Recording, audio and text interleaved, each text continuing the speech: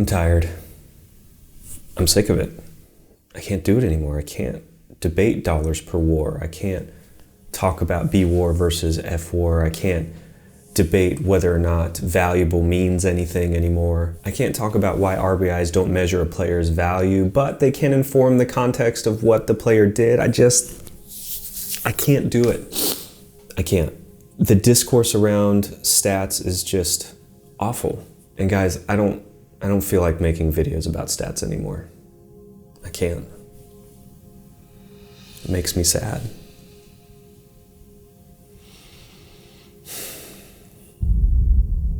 But I love baseball. I love the game. I love the players. I love the history. I like to play the game. I should do something. Has the Moneyball revolution caused baseball fandom to lose its focus? In other words, are we more excited about the front office moves and the analysis that follows it more than we are the actual action on the field? I'd venture to say the answer is no, but are we close? The discourse around baseball has absolutely been that. Our conversations are always centered around the analysis. Now, this could be for several reasons, but I think one of the main reasons why is because we don't have a way to measure entertainment value. The fun factor. Fun. I want to know what makes a player fun and exciting, not necessarily valuable, because those can be different. And perhaps in a statistically centered baseball world, the solution is a new stat. No! God, please, no! No! I wonder if fan preferences are divorced from what the front office values in players. I said I wonder, not I think. What is it that makes a player's performance fun? And who's the most exciting player in baseball? I've got a hypothesis, and it centers around a player's power ability and one's ability to run.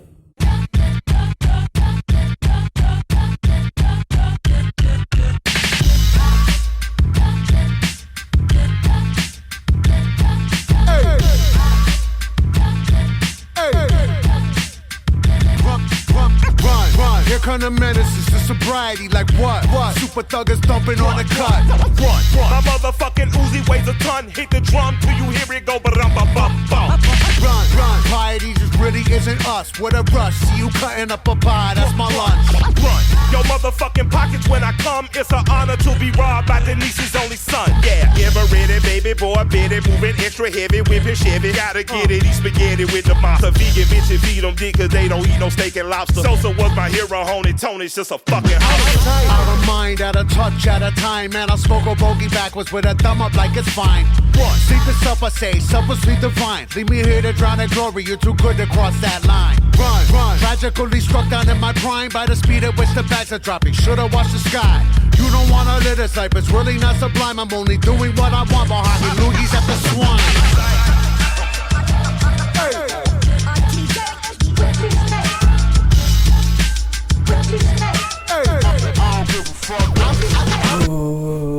Okay, so where the hell do we even start with a stat like this? How do we measure player excitement? The foundational problem is that we want to create a metric to measure how fun or exciting a player's performance on the field is. This is going to be difficult. It's going to take a lot of work, so we have to make some assumptions.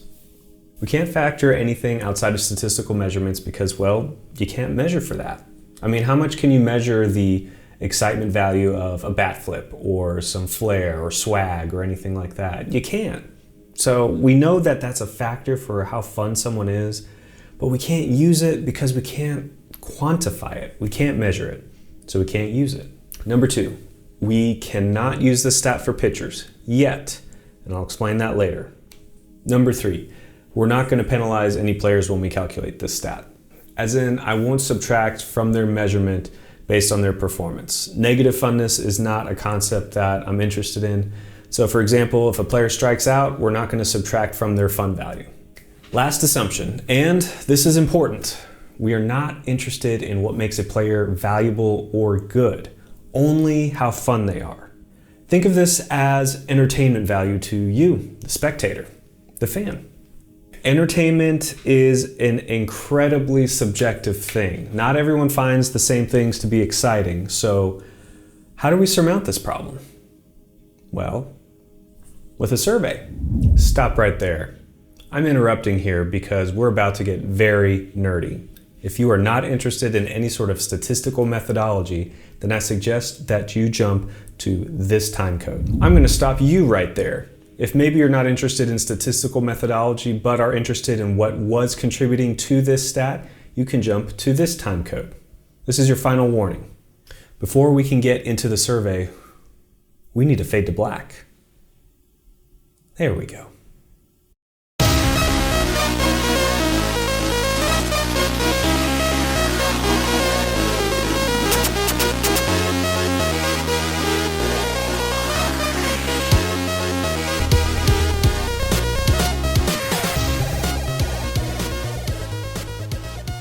I asked a few months back for some feedback about certain plays on the field, and for you to rate your excitement level on a scale from 1 to 10, with 10 being the highest level of excitement and 1 being the lowest. I got 276 responses to this survey. You might ask if this is enough to draw a conclusion. So I found the results to be very interesting. So building the survey was a bit of an exercise. I had to think of all the possible outcomes on the field that we can measure and distill these to what amount to the essence of the play on the field.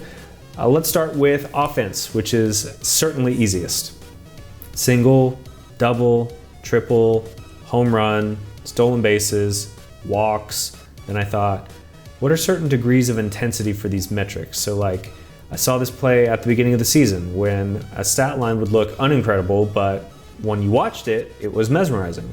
Like this play from Ronald Acuna Jr. Philosophy, and he's underway tonight on the road. A first pitch swing by Acuna. Hustling all the way. The speed of which Acuna beat out the grounder was surprising and exciting. We have to measure for plays like these. I had separate options for bunt hits and infield singles to try and capture this type of excitement, and I did the same thing with stolen base attempts and successful stolen bases, as well as inside the park and outside of the park home runs. I suspected that walks would be a low excitement play, but it's important to include so we can understand the scale of differences for the excitement. It's like including a banana in a picture so you can understand how big something is, but for data. There's something missing here because I'm not sure these capture the whole picture. I know that sometimes a single can be more exciting than a double, triple, or a home run. It just kind of depends, right? What does it depend on? Context. Dance.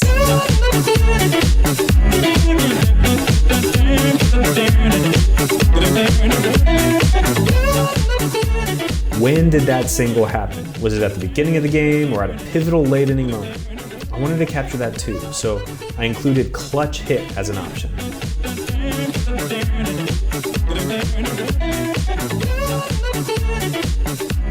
Now to defense.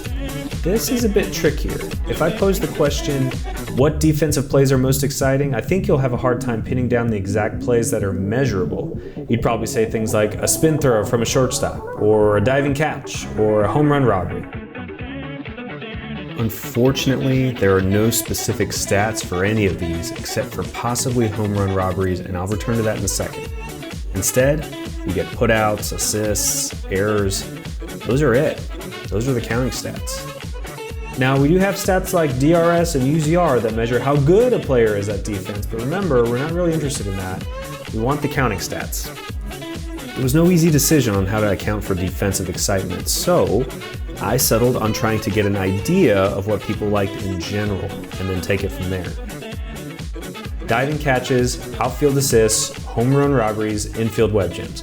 I wanted to see if my hypothesis was true that outfield defense is more exciting than infield defense. This will inform us of how to treat positions when it comes to defensive funness. Sorry, that was, it's too boring right now, so let's switch it up.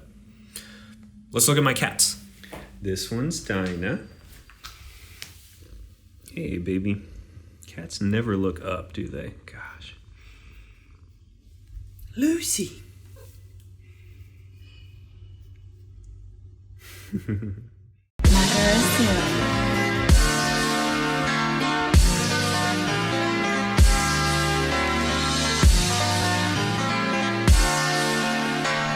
Let's talk about pitchers.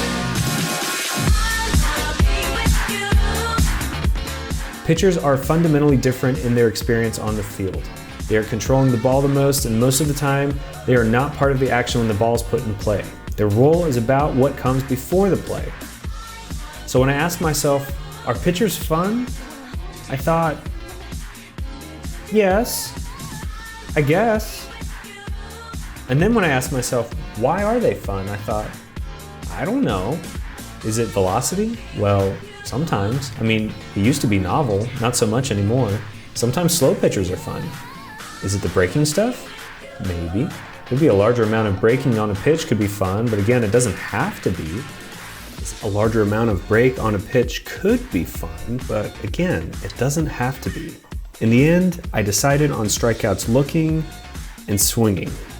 This is because they can measure any pitcher. This arduous exercise and the impending results are why I tabled pitchers for the future, and we'll revisit them later. With the preamble, let's get to the moment you've waited for. What did people say was most exciting?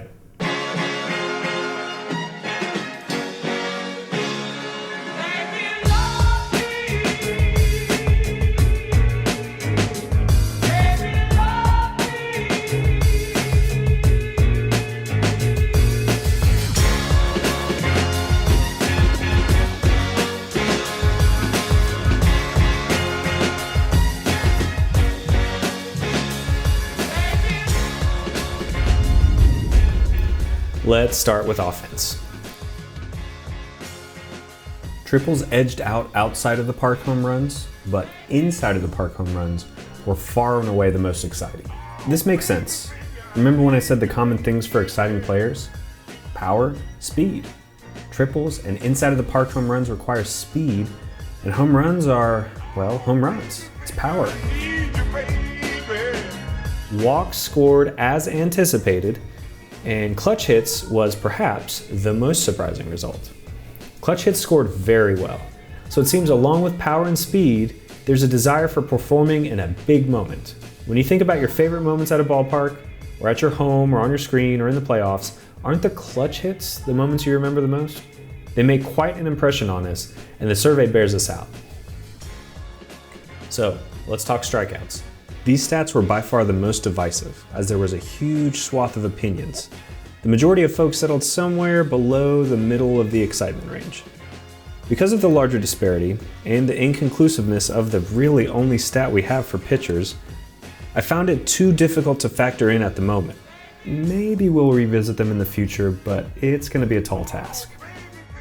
Defense was also interesting for a different reason. Its uniformity. Infield, outfield assists, catches, it didn't matter. Good defense would get a solid 7 to 8 median score. So what we can gather here is that good defense is exciting no matter what, which can help in deciding how to measure that metric. So this gives us a snapshot of what plays fans like. So the next question to ask is, what current statistics can we use to measure these plays? Well, we can obviously grab singles, doubles, triples, and home runs, and thankfully Baseball Reference keeps track of inside the parkers, so we're good there. Outfield assists is easy, we can get that too.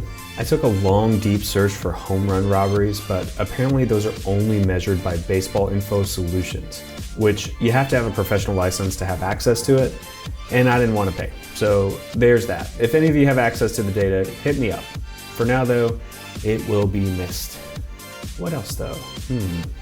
Like, how do we handle clutch hits? What stat could we use for that? I mean, there's win probability added, a stat that shows how much a player has added to the team's chance of winning. That kind of measures clutchness, but it also penalizes players, and we don't want that. If you strike out in a big situation, then you lose WPA value. I don't want to do that. Wait a second, what about WPA plus? This stat is WPA, but only the positive values. There's no penalization factored in. This is exactly what we want. What about defense? This one's a toughie. It's made easier by the fact that the survey suggests an even appreciation for all defensive prowess. So we can use a metric that takes into account total defense. What about outs above average? This is a StatCast metric that can show how much better a defender is against the average at that position. So we can safely say that if someone is above average at defense, this metric will catch it, and we can properly reward them for it. I know we said counting stats only, but this is hard. Sometimes you have to close a door to open a window.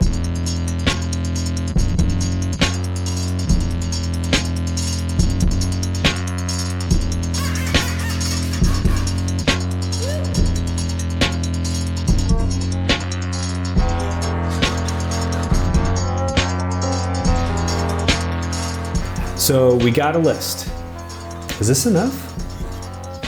I don't think it is. I think there's something a little ham-fisted about these stats. Here's what I mean. I think that a double softly hit in the gap isn't as fun as a double ripped off the top of the wall, right? Same for triples and like home runs, right? Like a wall scraper isn't as fun as one that's completely blasted. So what do we do about that?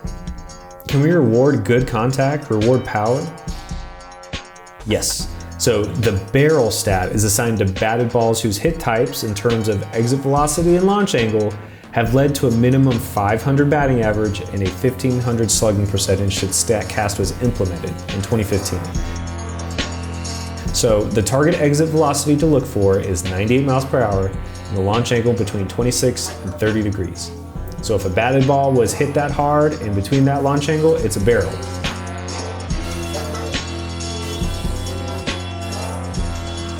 This works because these are hits that were hit squarely, and they are counting stats, not a rate stat. So it'll capture hard hit singles, doubles, triples, and home runs, and to be fair, outs as well, but I think we can maybe properly account for that.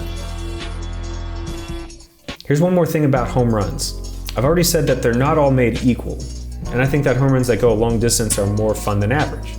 When I polled Twitter, you all said that 440 seemed to be the minimum distance for an impressive length or distance.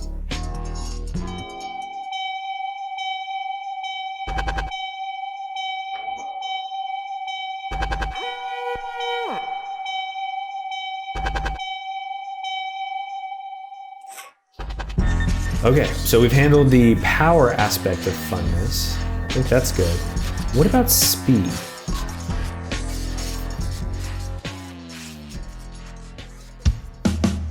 I mean, we have stolen bases, but some are more fun, like stealing home. Baseball Reference has those, so we can get that pretty easy. But we need more. I keep thinking about that Acuna video from earlier. It's not necessarily that the hit was exciting, but the threat of the infield hit, right? There's that extra urgency for the defense when the speedster is hitting. And there's a StatCast metric for that kind of thing. It's bolts. Bolts are an event where a player's top sprint speed on a play climbs above 30 feet per second during at least one 1 second window of their run. By adding this stat, we capture all elite runs from players. This achieves our goal. I think we've got something brewing here, okay? So we've got stats that measure power, speed, clutchness, defense. What now? So I have to get all these stats for all players during the StatCast era as far back as I can go. Baseball's Avant only goes back to 2017. Then I've got Baseball Reference spreadsheets to get the rest of the stats. So we're talking 6 spreadsheets all together, and I've got to combine all of them. I mean, that's going to be difficult. There are unique keys for each player on both sites. So you're going to have to use some sort of programming language to join them all together. No, I'm not doing that. No, you cannot make me do that. No, stop. Why are you insisting it? I am not going to do a montage sequence of our programming. It is uninteresting, it is unattractive, and frankly, I'm morally against it. I'm upset that you would even suggest that. No, I'm not doing it. No. No.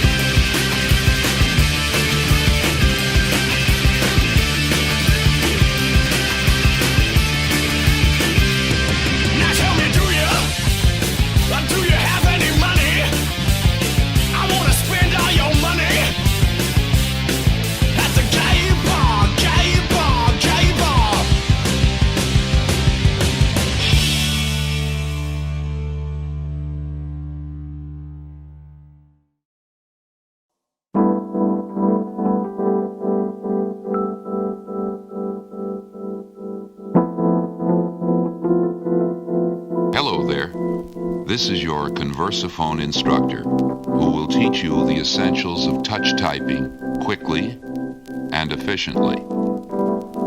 Learning touch typing is really quite easy. Follow my instructions carefully, and by the time you have finished this record, you will have mastered the typewriter keyboard. Try not to look at the keys when typing, and don't worry about mistakes. They will disappear with practice. Ready? Pour it in until the coffee reaches the line. Pop a top on it, gasoline every time. Wendy's coffee tastes so fine. Hot drinks really get you going. Warms you up when you feel you're slowing. Wendy's, we always serve it right away. Have a smile and have a nice day. Next is the caffeine brew, it's just like coffee. Use the orange pot, it makes it easier to see. But if you're using the packets in your store, put it in a small cup and furthermore, add hot water up to the line and stir it in. Put a lid on and serve it on a tray again. Get a small cup when you're ready for hot tea. Fill with hot water, it's easy as can be. Put the lid on and set the tea bag on the top. If they want lemon, it's very nice. Don't think twice, give the guests a juicy slice. Hot drinks really get you going. Warms you up when you feel you're slowing. Wendy's, we always serve it right away. You know, I tell you, there are few things in life as satisfying as coding something for hours, for days, and then hitting that run command, and it works.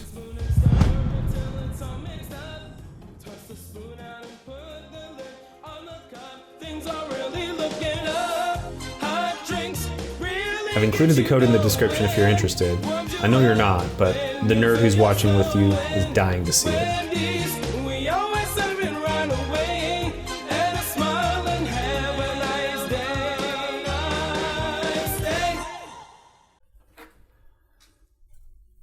Okay, I'm finishing up the edit here, and I'm at this spot where I explain how I took the survey data and then I normalized it, scaled it, and used that for the weighting of the stats. And it's not a good piece of entertaining media.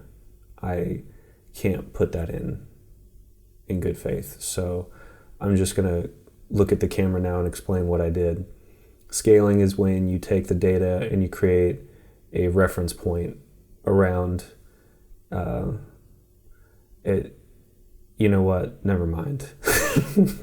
Okay, so after that really boring segment was going to be the segment on how I named this thing, and I couldn't come up with any clever names, so I called it Funds, short for Fun Score.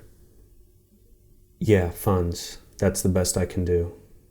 Now you're going to see who the most fun players in baseball were in 2021.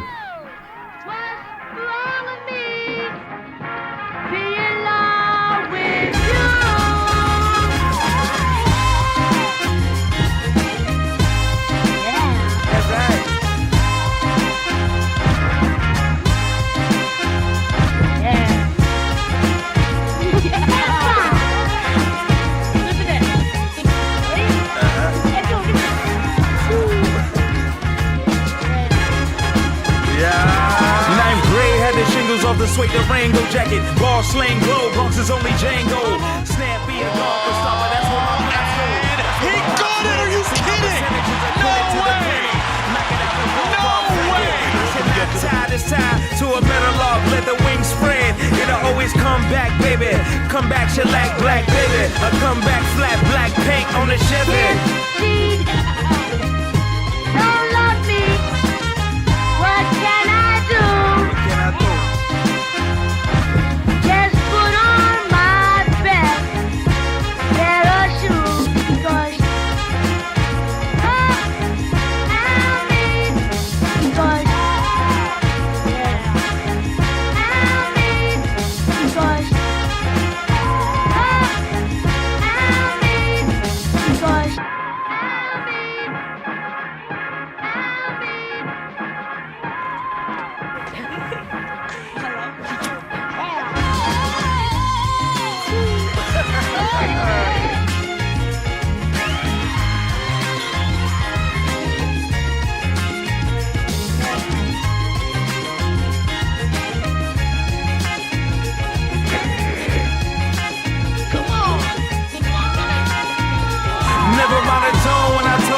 Tony. Listen to my tone, you ain't catching you a Tony. I walk when they walk, when you running with a shotty.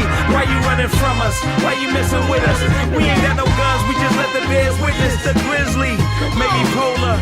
You ain't ready, ready, roll up. Pull up machete, cut the bamboo paper. Let's roll out, baby, loud.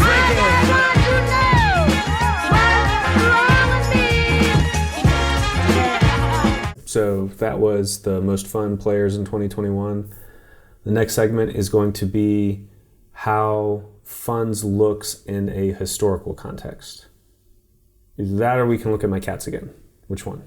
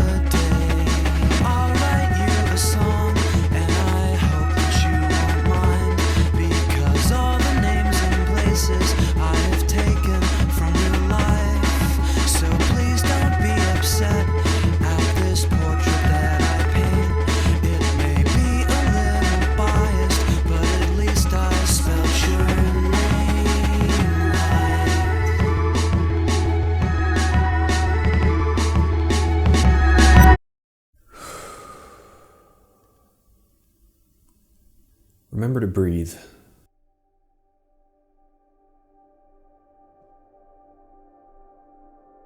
In college, I always felt so in the know about baseball analysis. I understood what Moneyball espoused and what smart teams were doing, and so I thought I was super smart. I championed smart analysis and applauded teams when they began making smart moves.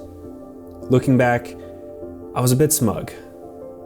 The feelings I had were a reaction to old school gatekeeping, not wanting any part of statistical analysis.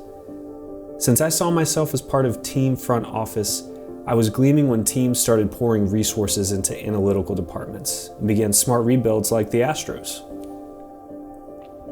Now the tables have turned. The league has turned into a 3 true outcome league, all in the name of optimization.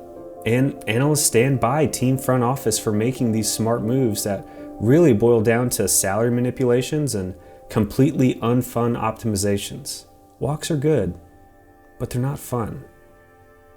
If there's anything I've learned about data analysis through grad school, through sabermetrics, it's that optimization in the name of optimization's sake will always have unintended consequences. We have to redeem this line of thinking and remember what it is that brings us life in watching the sport. It's an entertainment product. This statistic is an attempt to try and redeem what stat perception has become. Over-optimization of the 3 true outcomes, which are mostly not too fun. 2 of those 3 outcomes scored low on my survey. A lot of things happen on a baseball field, and I feel like we should be measuring who's good as well as who is fun. And I think FunScore does a good job of measuring that. I'll be honest with you, I was very wary about this project. It's kind of a vulnerable thing to work on a stat for a few months and then work on a video for another few months and put it out there. I was worried people would think it's stupid, or that it doesn't make any sense, or it's worthless, or that all this work was in vain. You know, I expect this to get picked apart, and I also expect to get the YouTube comments, I always do. But the thing that powered me through this was the fact that I really enjoy doing this. I love doing the analysis, I love doing the coding, I love doing the video and the effects that go with it. I like all of that. Sometimes just doing the work is the fun thing in and of itself. I mean, why do you think I have my lighting like this? It's not because I want it to be moody, it's because I think it looks cool and it's fun doing it. My hope is that this inspires you to do your own thing, whatever it is that you love, that you would do it with passion, and that you would do it for the sole reason that you like doing it, that it's fun in and of itself, no matter the result. It doesn't have to be professional, it doesn't have to be perfect. Doing the work, that's what makes it fun. Whatever it is that you like doing, go out and do that. Stop scrolling so much. Go outside. Do the thing. Have fun. Thanks for watching. Shout out to everyone who took the survey. This literally wasn't possible without you. Thank you. This week I am plugging Ashley McLennan. She is a baseball YouTuber, but I mostly know her for her analysis and writing on Fangraphs. She wrote articles with statistical analysis, but swirled in a bunch of humanity in it, which is kind of, a little bit of what I do here.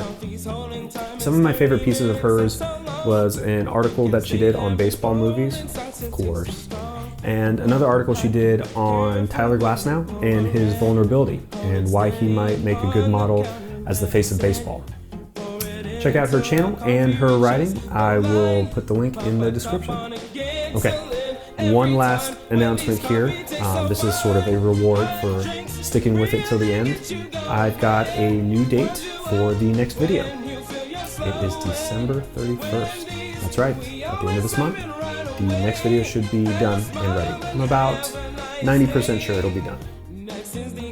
Again, thank you so much, guys. Happy holidays. Use the orange pot, it makes it easier to see. But if you're using the packets in your store, put it in a small cup and